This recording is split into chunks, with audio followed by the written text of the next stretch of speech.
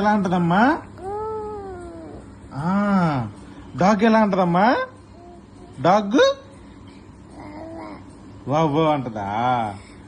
మరి మరి కౌ ఎలా అంటది? తా అంటదా? మరి కోయిల ఎలా అంటది నాన్న? కోయిల ఎలా అంటది? కోయిల ఎలా అంటది నాన్న? కోయిల ఎలా అంటది? డాగ్ ఎలా అంటదమ్మా? డాగ్ ఎలా అంటది? ఇటు డాగ్ ఎలా అంటది నాన్న? ఇగో డాగ్ ఎలా అంటది చెప్పు. డాగ్ ఎలా అంటది? బాగు అంటదా? ఎలిఫెంట్